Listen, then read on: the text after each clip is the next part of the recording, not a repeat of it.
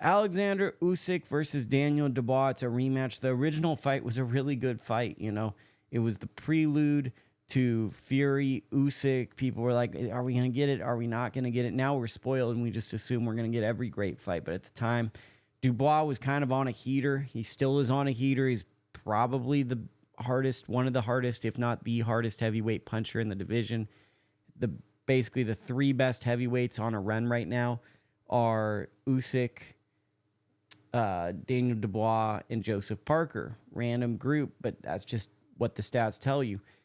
What makes this fight fun is, to some people, Dubois landed a body shot and Usyk took time because it was called a low blow. And then because of that, people feel as though he would have been stopped, and Daniel Dubois has had mental issues in fights. And basically, after that happened, he wasn't unable to refocus, and Usyk gets up, kicks his ass, stops him in the later rounds. To me, I saw that punch as a low blow. I also feel like if it was ruled a knockdown, Usyk would have gotten up. He would have used his legs and moved around. It's really a non-issue to me. I think the fight's always going to be competitive because Dubois is fast, has fast hands. He's bigger than people think, and he's explosive with his punches.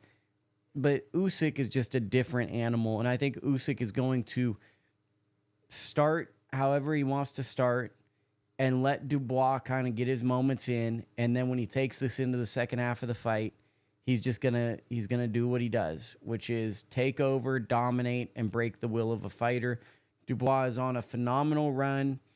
He's proven that he's a guy that people thought he was. In 2020, people were saying Daniel Dubois is the next guy up for British boxing. He had the Joe Joyce fight, and then people greatly questioned if he could ever get back to this point.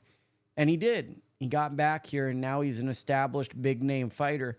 But I just think that what Usyk presents, you have to have multiple different abilities to get to that, to really pose a threat to him, unless aging has caught up to Usyk, which honestly could happen. He's getting a little older. He's taking a lot of tough fights. That could happen. Dubois has one great trait, which is power.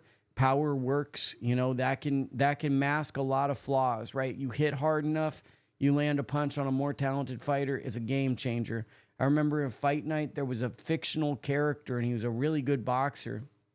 And I had a heavyweight, and he'd always outbox me, and I landed a right hand on him, and I put the meter all the way up, and I knocked him out. And I remember I ducked the hell out of him because the fight was so hard. I'm like, I never want to fight him again.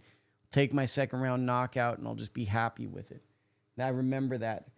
I truly believe, Usyk is going to win this fight, but I think Dubois deserves more respect in hindsight. Well, I gave him credit at that point, but no one ever cares. Like, who wants to come on here and see the guy on YouTube being like, well, I gave the guy credit? It's the stupidest thing, right? You don't care what I think. You watching this video are probably like, I did too, But what I would say is it's neat that they're meeting up. There was some controversy in the first fight, and now they get to settle it.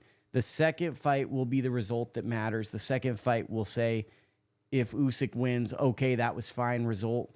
If Dubois wins, oh man, the first result sucks, but the second. So I think it's neat that they're meeting up, career-defining fight. Joseph Parker waiting in the wings. It's good for the sport.